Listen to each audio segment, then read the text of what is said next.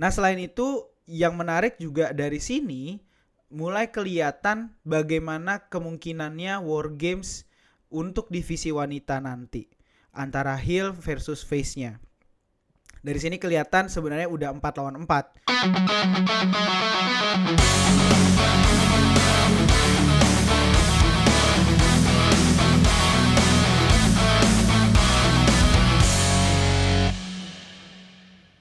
Selamat datang di WWE Podcast, part of WrestlingUniverse.id, podcast yang ngebahas semua hal tentang dunia WWE, apa yang terjadi dan mungkin akan terjadi. Bersama gua Fusilmi, setiap Senin dan Kamis pagi hadir untuk ngebahas apa yang terjadi di dunia WWE saat ini. Sebelum gua lanjut, jangan lupa follow WWE Podcast di Spotify, nyalain loncengnya biar lu dapetin notifikasi terkait episode terbaru. Dan lu bisa juga dengerin WWE Podcast di YouTube channel Wrestling Universe Indonesia, jadi bisa di-subscribe juga YouTube channel Wrestling Universe Indonesia. Dan jangan lupa juga follow Instagram dan TikTok @wwpodcast.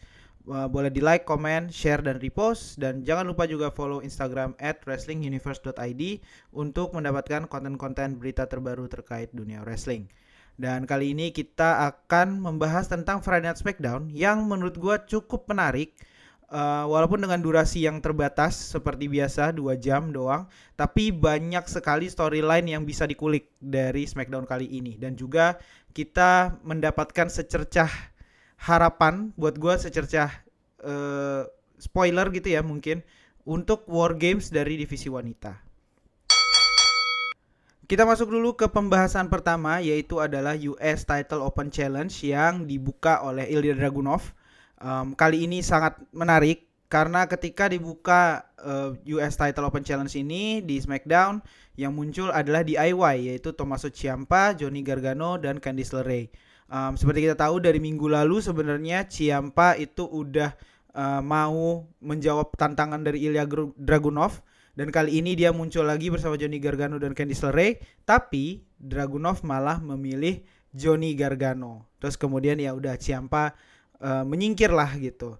Nah, menariknya walaupun Johnny Gargano terkesan datang tanpa persiapan, tapi pertandingannya cukup tinggi energinya dan banyak sekali near fall, dan tentunya dengan campur tangan Tommaso Ciampa dan Candice LeRae. Tapi Ilya Dragunov berhasil mempertahankan US title dengan H-bomb-nya.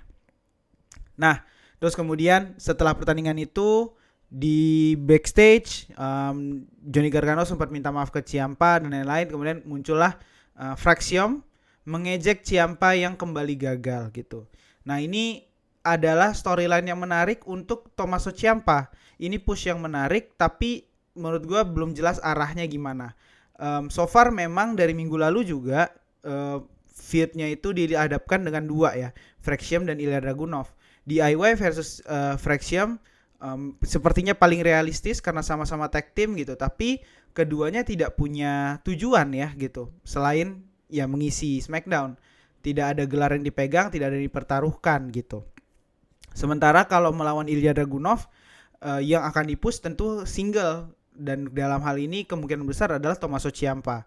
Nah, jika itu terjadi, ini sebenarnya lebih menarik menurut gua. Tapi gimana dengan Johnny Gargano? Seperti yang kita tahu juga, feud-nya Ciampa dan Gargano itu sebenarnya sering disebut sebagai salah satu feud terbaik dalam sejarah NXT di tahun 2017-2018 gitu. Nah, jika Ciampa dipush, kemudian mungkin pada akhirnya berhasil merebut US Championship dari Ilya Dragunov, mungkin terjadi clash dengan Gargano lagi gitu ya. Jadi feud ini lagi yang diangkat gitu ya. Menurut gue kurang angkat kalau kali ini gitu, karena dua-duanya udah sama-sama veteran dan tidak pernah benar-benar menjual di tag team. Menurut gue hanya singkat gitu. Jadi ya kurang angkat kalau jual feud Ciampa dan Gargano lagi, ditambah Ilya Dragunovnya gimana gitu kan, masih panjang gitu. Jadi menurut gue pushnya Ciampa ini menarik, tapi belum jelas arahnya kemana. Sepertinya menurut gue minggu depan Ciampa akan menghadapi Ilya Dragunov, karena harusnya tidak ada alasan lain gitu ya, kecuali tiba-tiba Axiom yang menyelak gitu, karena sebelumnya Nathan Fraser dari Fraxium, kali ini pasangannya. Selanjutnya ada penampilan singkat dan berkesan menurut gua. Ini kalau di FFI biasanya FFI atau Festival Film Bandung ya. Biasanya penghargaannya itu titelnya penampilan singkat dan berkesan, yaitu adalah New Women's World Championship New WWE Women's Championship, yaitu adalah Jade Cargill yang baru saja mengalahkan Tiffany Stratton di Saturday Night Main Event kemarin dengan sangat cepat. Dia cuma muncul dan bilang apa yang terjadi dengan Tiffany Stratton bisa terjadi pada siapa aja yang ada di locker room, dan jadi jangan membuat kesalahan tentang itu gitu, karena dialah she is that bitch, dia bilang kayak gitu. Ini sangat singkat, habis itu dia udah cabut gitu. Tapi menurut gua ini sangat mempertegas aura heel-nya Jade Cargill, walaupun belum kelihatan ya sebenarnya dia akan diarahkannya ke siapa. Ketika dia mau cabut, dia diselak sama entrance-nya Charlotte Flair yang mau bertanding juga gitu. Nah ini kelihatan kayak apakah ini pertanda next feud gitu ya dengan Charlotte Flair, karena Charlotte Flair sekarang masih pegang tag team gitu ya, atau balik lagi dengan Nia Jax. Nah ini juga belum jelas karena Nia Jax dan Charlotte Flair sendiri bertanding setelah Jade Cargill tepat gitu ya. Ini follow up dari sebelumnya Nia Jax melawan Alexa Bliss. Alexa Bliss berhasil menang dengan gangguan Charlotte Flair. Terus kemudian di backstage atau di mana ya? Di backstage kalau nggak salah, atau di interview gitu, Charlotte Flair tuh sempat nyindir Nia Jax yang nggak punya teman gitu. Nah terus kemudian terjadilah pertandingan malam ini. Matchnya sangat fisikal tentunya, dua orang superstar powerhouse dengan cara masing-masing. Nia Jax dengan postur, Charlotte Flair lebih dengan atletisismnya. Tapi Charlotte Flair kayaknya lebih dominan gitu, sampai akhirnya muncullah Lash Legend. Lash Legend muncul mengganggu Alexa Bliss di ringside, dan ini bikin Charlotte Flair terdistraksi. Lash Legend sendiri ini kayaknya promosi dari NXT ya, dia debut di NXT tahun 2021, dan kemudian mulai menarik perhatian saat masuk ke faction Metaphor bersama Noam Dar, Oro Mensah, dan Jakara Jackson. Menariknya Lash Legend ini belum pernah pegang titel apapun di NXT. Tapi atletisnya legit, kelihatan dari fisiknya, dan mix skillnya bagus. Ini kayak kasusnya tuh mirip sama Javon Evans di divisi pria, tapi bedanya Javon Evans kayaknya lebih di babyface, sementara Lash Legend ini di heel. Satu di divisi pria, satu divisi wanita gitu. Lash Legend muncul, ini seakan menjawab sindiran dari Charlotte Flair di mana Nia Jax gak punya teman. Ternyata Lash Legend muncul membantu Nia Jax sehingga Charlotte Flair terdistraksi, dan kemudian Nia Jax berhasil menang dengan Annihilator-nya. Nah terus kemudian later di backstage Alexa Bliss cukup kesakitan diganggu oleh Lash Legend di ringside gitu ya, dicekek. Terus kemudian di ruangan dokter tiba-tiba Asuka dan Kairi Sane yang menyelinap sebagai dokter, terus kemudian menyerang Charlotte Flair dan Alexa Bliss dengan Blue Mist-nya gitu. Nah ini ada dua hal. Pertama tentang Nia Jax dan Lash Legend ini jadi sangat menarik, dan ini kelihatan lebih setara dibanding partner-partnernya Nia Jax sebelumnya, Candice LeRae, terus kemudian Tiffany Stratton yang paling terakhir gitu ya. Dengan Lash Legend ini lebih kelihatan on par-nya, bertemannya, sehingga ini lebih mungkin ngejar tag team menurut gua. Jadi kalau misalnya Charlotte Flair dan Alexa Bliss di dethrone sama Nia Jax dan Lash Legend pada akhirnya, kemungkinan Charlotte Flair dan Alexa Bliss-nya nggak akan langsung pecah. Kalau sebelumnya gua prediksi Charlotte Flair dan Alexa Bliss ini kayaknya kalau dia dethrone, kehilangan title, mereka akan clash sebentar terus kemudian akan pisah jalur gitu. Nah ini kalau dengan kondisi sekarang, dengan skenario yang sekarang, di dethrone sama Nia Jax dan Lash Legend yang sama-sama menghancurkan mereka gitu ya, kemungkinan sih ini nggak akan pecah. Bahkan mungkin storyline-nya tag team malah berjalan di antara mereka berdua gitu. Nah selain itu yang menarik juga dari sini mulai kelihatan bagaimana kemungkinannya War Games untuk divisi wanita nanti antara heel versus face-nya. Dari sini kelihatan sebenarnya udah 4 lawan 4. Heel-nya ada Asuka, Kairi Sane, Nia Jax, dan Last Legend.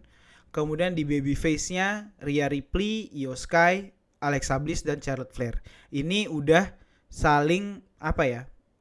Asuka dan Kairi Sane udah mulai menyerang Charlotte Flair dan Alexa Bliss juga gitu. Nia Jax dengan Last Legend udah dengan Alexa Bliss dan Charlotte Flair. Mungkin kita tunggu jika diperlukan apa namanya konfrontasi Nia Jax Last Legend ke Rhea Ripley dan Io Sky. Walaupun gue belum sempat nyari tahu lebih lanjut ya, kata ada informasi Rhea Ripley itu sebenarnya cedera gitu. Tapi asumsikan itu tidak terjadi, maka ini udah 4 lawan 4. Dengan seperti itu, tambahan paling enak memang menurut gue adalah Becky Lynch dan AJ Lee. Becky Lynch akan join di heel, AJ Lee di babyface gitu. Nah tapi sampai sekarang AJ Lee tidak kelihatan taringnya gitu ya, tidak kelihatan sosoknya sejak menang di WrestlePalooza bersama CM Punk. Dan Becky Lynch juga belum kelihatan ada apa namanya cross storyline dengan siapapun nama yang tadi gue sebut 8 orang itu gitu. Nah potensial lainnya mungkin adalah Judgment Day, yaitu Raquel Rodriguez dan Roxanne Perez. Dan kemudian Nikki Bella dan Stephanie Vaquer untuk babyface-nya. Nah tapi gua agak ragu kalau dari mereka masuk satu doang gitu. Kalau antara Nikki Bella dan Stephanie Vaquer masih mungkin, tapi Judgment Day kayaknya gua ragu yang masuk cuma satu orang.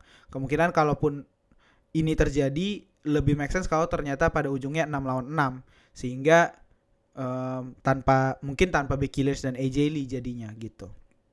Tapi ini mulai kelihatan lah ya, War Games divisi wanita yang tadinya mungkin seminggu yang lalu bener-bener gak kelihatan siapa nih yang akan masuk atau akan berpartisipasi dalam War Games dari divisi wanita. Kemudian selanjutnya ada pertandingan yang mengejutkan hasilnya menurut gue, yaitu adalah US Women's Championship antara Giulia melawan Chelsea Green. Ini gue lupa triggernya apa, tapi gue ingat minggu lalu Chelsea Green nantang Giulia. Kalau nggak salah alasannya adalah mencegah Giulia menghapus reign paling bersejarah di US Women's Championship, yaitu reignnya Chelsea Green, yang kalau gue nggak salah juga sebenarnya sudah lewat juga gitu, longest reign dari US Women's Championship gitu. Nah kemudian akhirnya terjadilah pertandingan ini, tentunya dengan intervensi dari Kiana James yang menemani Giulia, tapi kemudian Alba Fire yang menemani Chelsea Green berhasil menghajar Kiana James juga di ringside, dan pada akhirnya Chelsea Green secara mengejutkan melakukan roll up pin, terus kemudian berhasil menang dari Giulia dengan kaki di tali menahan roll up pinnya itu, sehingga Chelsea Green kembali merebut title US Women's Championship dari Giulia. Kemudian yang menarik adalah perayaannya. Selain pertandingannya memang sangat cepat, perayaannya kemudian dia merayakan bersama Ethan Page di crowd, di mana mereka baru saja merebut AAA Mixed Tag Team Championship kalau gue nggak salah, sehingga ini membuat mereka berdua sedang memegang double champion. Ethan Page itu memegang NXT North America Championship ya kalau gue nggak salah. Nah ini gue sih happy banget karena Chelsea Green yang dari sejak beberapa waktu lama ya, dia dapat spotlight lagi akhirnya dengan skenario mencari pengganti Piper Niven di Secret Service-nya itu, dan akhirnya dia dapat spotlight, bahkan dapat Women's Championship. Gue sekali lagi setelah nonton WWE Unreal di WWE Unreal di Netflix, gue sangat respect dengan Chelsea Green, sehingga gue juga happy karena itu, karena Chelsea Green di sini gitu. Dan juga selain itu Giulia menurut gue sebagai pemegang title tuh kayak gak terlalu berusaha gitu. Bahkan tambahan Kiana James yang udah beberapa minggu juga kayaknya gak terlalu berhasil gitu ya. Sehingga gue sih happy banget Chelsea Green akhirnya dapat ini. Walaupun mungkin next feud-nya masih dengan Giulia atau mungkin dengan Kiana James gitu ya. Tapi ya untuk sekarang Chelsea Green yang pegang ini gue masih happy. Dan mungkin ini juga jadi jalannya Ethan Page mungkin ya untuk naik ke main roster. Beberapa roster banyak sekali yang diorbitkan salah satunya storyline dengan mixnya, dengan partnernya. The Miz dengan siapa gue lupa, Edge dengan Beth, terus kemudian CM Punk dengan AJ Lee gitu. Walaupun Ethan Page dan Chelsea Green bukan real couple di dunia nyata, tapi mungkin cara ini bisa jadi jalannya Ethan Page naik, terus kemudian pada akhirnya mungkin kehilangan AAA Tag Team Championship-nya itu, tapi kemudian mereka punya misi untuk tetap mempertahankan double champion-nya. Berarti Ethan Page mungkin kehilangannya NXT North American-nya gitu. Terus kemudian mereka jadi mengusahakan Ethan Page untuk dapat title baru, mungkin akhirnya jadi contender untuk US Championship. Mungkin dari Ilya Dragunov, dan itu jadi jalannya Ethan Page naik ke main roster. Selanjutnya ada MFT tentunya di SmackDown. Dalam hal ini yang turun ke ring adalah Tala Tonga melawan Rey Fenix. Sebenarnya di backstage MFT sempat ada kayak sesi lah ya gitu, di mana Solo Sikoa bilang ke mereka, kita masih ada urusan keluarga yang harus diselesaikan, yaitu menyelesaikan Sami Zayn, merebut title Ilya Dragunov dan Wyatt Six gitu. Terus kemudian di backstage Sami Zayn yang punya masalah dengan MFT ngotot ingin mendampingi Rey Fenix meski belum medically clear, tapi dicegah sama Nick Aldis gitu. Nah terus kemudian ketika entrance sebelum pertandingan mulai, MFT masuk, MFT diserang oleh Motor City Machine Guns dan Nakamura, Shinsuke Nakamura yang juga mereka ganggu di beberapa pertandingan sebelumnya. Tapi kemudian berhasil reda. Kemudian pertandingan dengan Rey Fenix juga sangat-sangat menarik. Ini mengingatkan dua dengan pertandingan Rey Mysterio melawan JBL. Big Show apa JBL ya? Dimana Tala Tonga yang sangat kuat, gagah, ganas gitu ya dengan posturnya, melawan Rey Fenix yang super cepat, super atletis, benar-benar bisa mengimbangi fisik yang dia kalah gitu. Tapi pada akhirnya Tala Tonga tetap dominan, kemudian akhirnya menang dengan chokeslam. Kemudian di situ Rey Fenix dihajar lagi sama MFT, tapi kemudian Sami Zayn menyerbu ring membawa steel chair, muncul menyelamatkan Rey Fenix gitu, dan MFT cabut di sana. Nah dari cerita ini kelihatan udah jelas targetnya MFT lebih clear sekarang, yaitu adalah menyelesaikan masalahnya dengan Sami Zayn, mengerebut tag team title dari Wyatt Six dan US title dari Ilya Dragunov gitu. Nah ini sebenarnya secara jumlah ya MFT itu udah nemu lawan pas gitu. Selain Wyatt Six yang tadi 5 lawan 5, ini sekarang udah ada Motor City Machine Guns, Shinsuke Nakamura, Rey Fenix dan Sami Zayn. Udah 5 lawan 5 gitu. Jadi apakah ini akan juga ada di War Games? Jadi War Games kita punya 3 partai besar gitu. Dan yang terakhir adalah main event dari Friday Night SmackDown kemarin, yaitu adalah Cody Rhodes versus Aleister Black.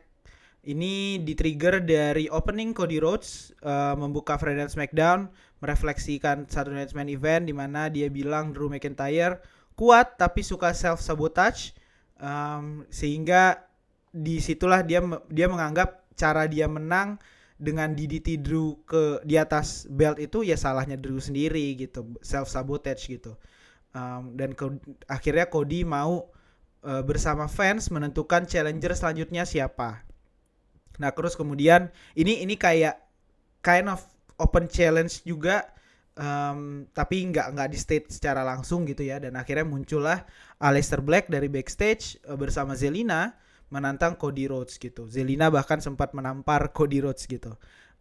Akhirnya GM Nick Aldis meresmikan Cody Rhodes versus Aleister Black untuk main event. Match yang sangat intens, banyak counter dan near fall tentunya. Tapi kemudian di akhir pertandingan Drew McIntyre tiba-tiba muncul dan Claymore Cody Rhodes gitu, dan di situ jadi chaos. Sehingga akhirnya udah official matchnya jadi no contest gitu ya, berakhir no contest.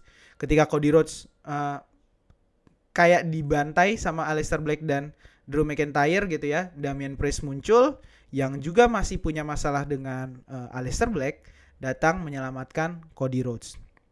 Kemudian terjadi chaos di sana, Nick Aldis turun tangan dan mensuspend Drew McIntyre gitu. Nah ini storyline yang jadi nggak jelas menurut gue sebenarnya dengan Undisputed WWE Championship gitu.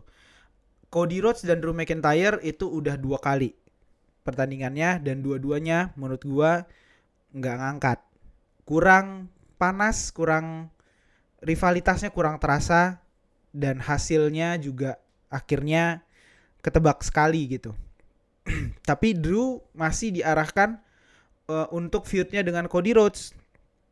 Kalau misalnya Drew McIntyre akan dethrone Cody Rhodes pada akhirnya, yang juga mungkin tidak sedikit fans yang mengharapkan itu, walaupun 2 kali pertandingannya mungkin kurang angkat, ini tidak mungkin terjadi di PLE kecil menurut gua. Sehingga menurut gua tidak, PLE kecil yang besar menurut gua kalau bukan WrestleMania,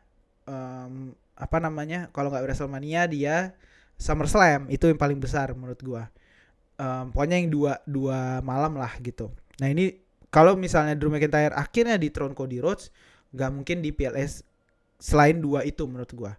Berarti kan yang paling dekat ya adalah WrestleMania 42 gitu.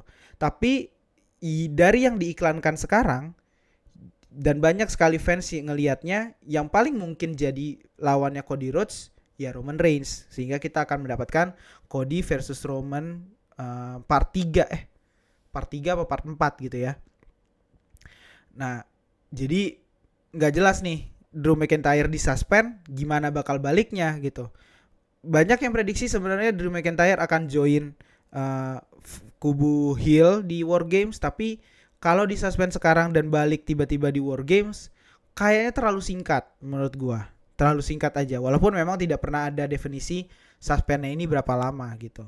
Dan preferensi gua pribadi masih Solo Sikoa dan MFT untuk mengejar Undisputed WWE Championship. Tapi tadi seperti yang gue bilang, Solo Sikoa masih nargetin US title. Jadi agak nggak jelas sih arahnya akan kemana. Terutama setelah Drew McIntyre di suspend, lawan Aleister Black harusnya dia akan diberesin sama Damian Priest dulu.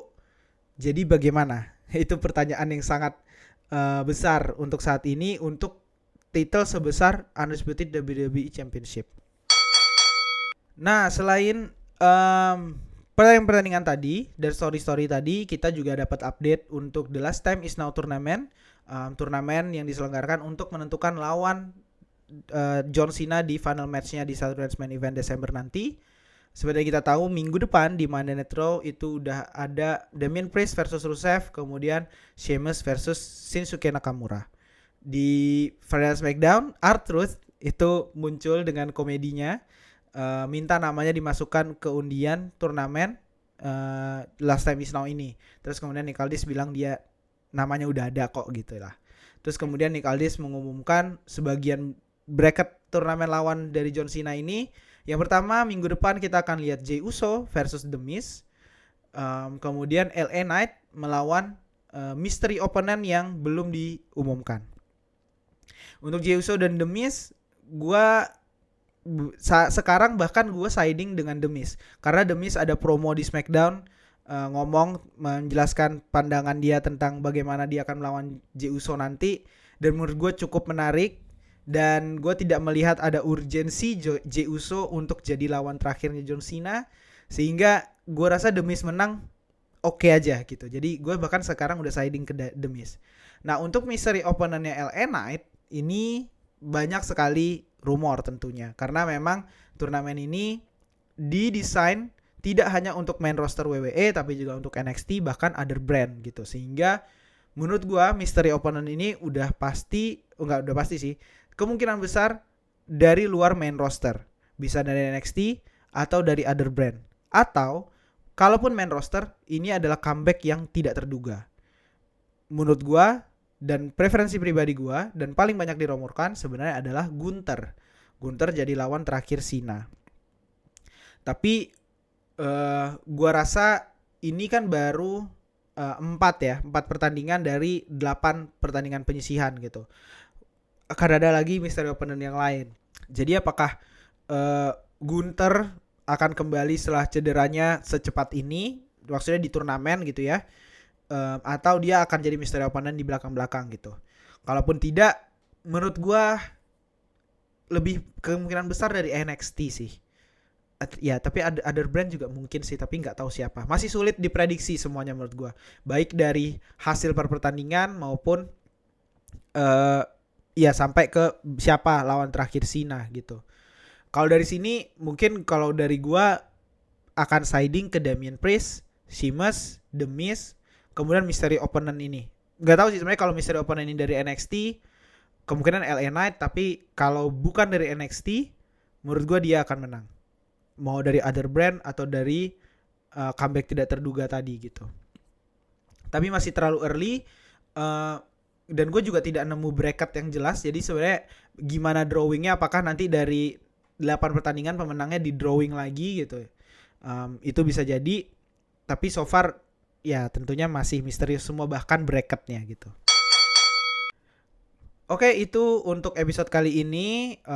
Update paling seru tentunya tentang War Games, dan gue sih happy banget War Games wanita mulai kelihatan titik cerahnya gitu ya.